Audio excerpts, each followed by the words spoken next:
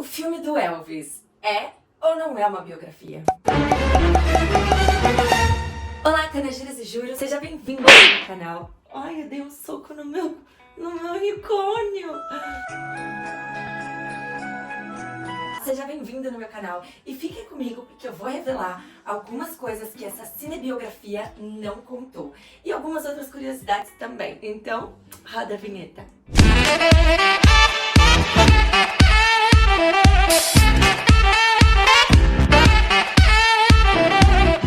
Antes de eu ir ver o filme, eu verifiquei quem era o diretor. Quando eu vi que o diretor era o Baz Luhrmann, eu esperava tudo menos uma biografia fervorosa. E eu digo isso não por algum preconceito ou algo assim. É porque simplesmente cada diretor tem uma característica e uma personalidade muito peculiar. Por exemplo, você não vai no cinema assistir um filme do Tarantino esperando que é um filme romântico. Como é que você tá, Tommy? Melhor. Agora que eu vi sua cara feia. Baz Luhrmann tem uma característica muito romantizada.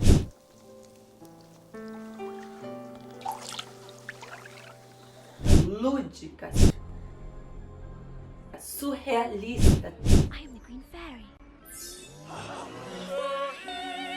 Teatral. Spectacular! Spectacular! No words of the vernacular.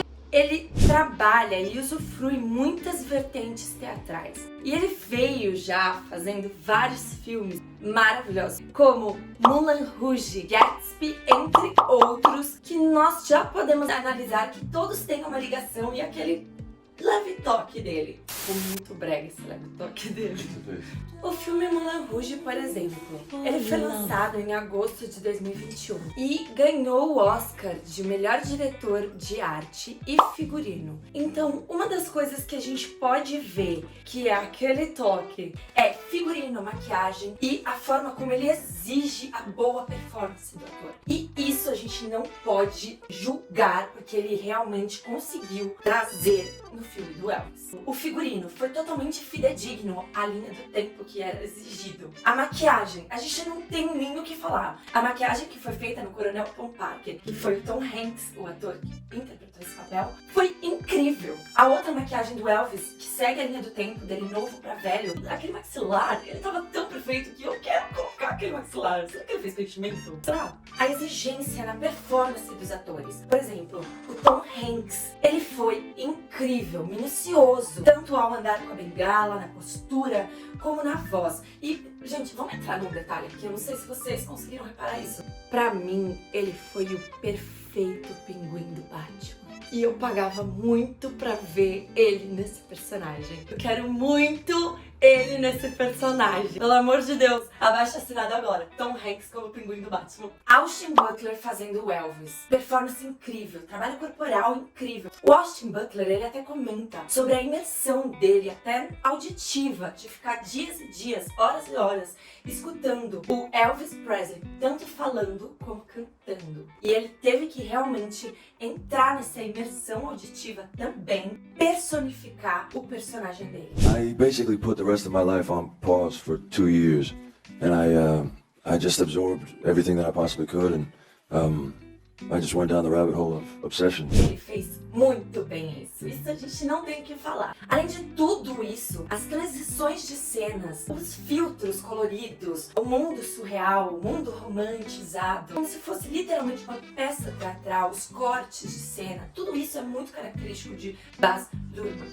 E ele fez isso em Moulin Rouge. Se você assistir Moulin Rouge e Elvis, você vai ver muitas coisas em comum. Mas eu tô falando tudo isso aqui pra gente poder entender quem fez o filme e o que esperar dele. Porque a gente já pôde entender que o diretor é um grande influenciador de toda essa máquina que envolve um filme. E foi isso que os fãs de Elvis e as pessoas que tiveram o contato com os 2 livros da biografia do Elvis reclamou. E reclamou muito. Alguns falaram que foi um filme totalmente de ficção. Outros falaram que virou um filme de circo. Teve algumas coisas que saiu da biografia, outras que a linha do tempo ficou meio que distorcida diante as músicas, e eu vou falar tudo isso aqui. E teve coisas muito importantes que não apareceram no filme. Mas a gente também tem que entender que o tempo é curto e tem algumas cenas que eu posso explicar pra vocês. Vamos lá então falar algumas dessas coisinhas. Tchá, tchá, tchá. Ai, TikTok, tchá, tchá, tchá. A primeira que eu quero falar é: no filme do Elvis, ele já começa no rádio. E uma das curiosidades que eu quis trazer pra vocês é que o Elvis Presley, antes de estar no rádio, ele foi pra uma gravadora que chama Sun Records e ele tentou gravar algumas músicas pra sua mãe. Na saída desse estúdio, ele cantarolou uma música e o dono do estúdio, o Sam Phillips, ele escutou aquela voz maravilhosa e falou: pera lá, quem é você? Vou te dar uma oportunidade na rádio. E foi aí que Elvis começou sua carreira. A segunda coisa que eu quero falar é que na primeira apresentação do Elvis no filme, ele entra no palco de uma forma tímida, acanhada. E depois ele, durante a apresentação, entra num processo interno onde ele acaba crescendo e virando aquele galã e acaba ficando super desenvolto. Bem, na realidade, não foi bem assim, tá?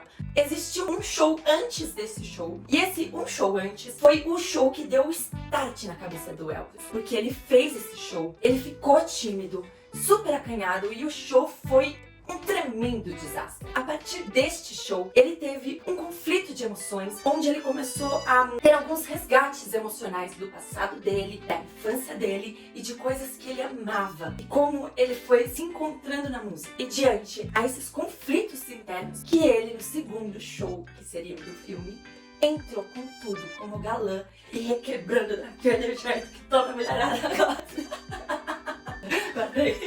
Terceiro tópico. Gente, a famosa roda gigante que está sendo comentada por todo mundo. Sim, este contrato firmado entre Elvis e Tom Parker não foi feito nesta roda gigante. E aí que entra também algumas críticas falando que eles quiseram infantilizar o filme do Elvis. Mas assim, ali eu entendi uma mensagem também muito teatral, que foi uma leitura que eu tive e não necessariamente está certa. A roda gigante, ela foi um símbolo de um contrato que ia ter suas subidas e suas descidas.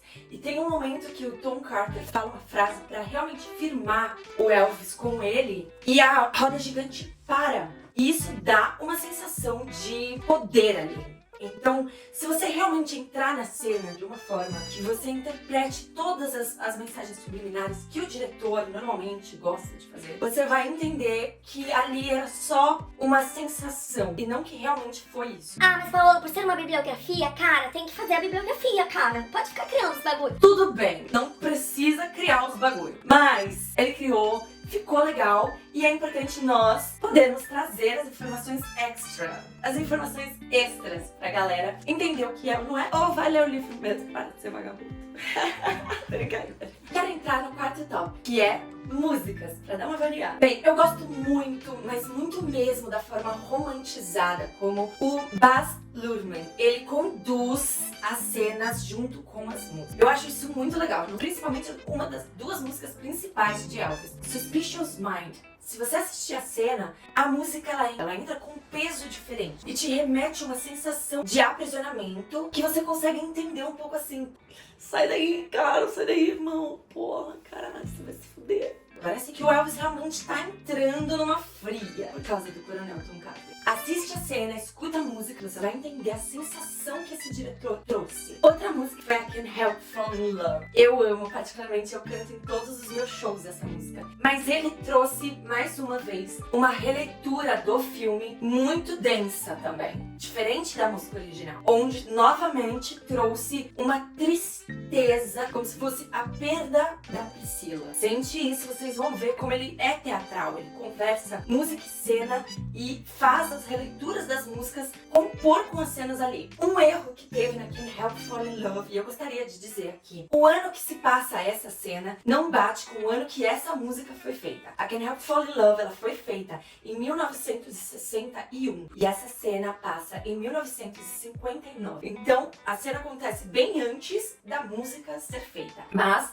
ficou muito bonita a releitura dele. E logo em seguida dessa cena vem a Can't Help Falling in Love com uma cantora contemporânea. Então a gente vai reparar que nesse filme ele traz tanto os cantores da época como as músicas, porém os cantores contemporâneos. Então ele quis trazer modernidade, que é para captação de público novo. E eu vi isso no filme do Thor. Então eu acho que eles quiseram sim, além de reviver o Elvis, trazer o Elvis para a modernidade. E agora eu entro na questão que eu queria falar lá no começo. Eu acho que eles contrataram este diretor simplesmente porque ele traz releituras modernas, cortes de câmeras dinâmicos, ele traz, não sei se fala isso, fala assim, amor, é After Effects, aquelas cenas 3D. Motions.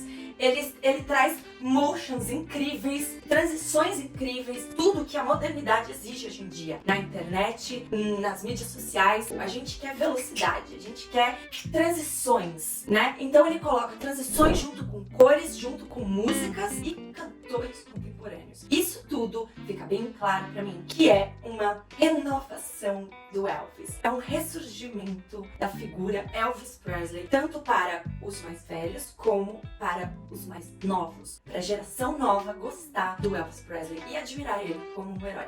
Outro tópico que eu vou passar muito rápido falando é os relacionamentos do Elvis. Eles não quiseram entrar neste assunto. Só o romantismo com Priscila, fazer o par romântico ali, foi o suficiente para poder transmitir algumas coisas sobre a vida dele. Então a gente já tá vendo que não foi totalmente biografia do Elvis. Isso a gente não pode dizer que é. Tem muitas coisas como o uso de medicamentos excessivos, foi muito rápido a cena, o vício em jogos do coronel. Eu nem lembro de ter mostrado. Foi por isso que ele quis aprisionar Elvis e fechar o contrato no International Hotel, pelo simples fato dele dever muito dinheiro em Las Vegas. Então ele precisava daquele contrato. Ele pensou muito nele. Essas são pouquíssimas informações que eu quis trazer aqui pra vocês, mediante ao filme, e poder também trazer um pouco da parte técnica, teatral, artística, e falar um pouco sobre o que o diretor pensou e qual foi a proposta real desse filme, tá? Se realmente era pra ser uma biografia fidedigna ou não. Ao meu ver, não era tanto assim. Tá mais pra um resgate de emoções e criação de uma nova era e de uma nova imagem do que uma biografia em si.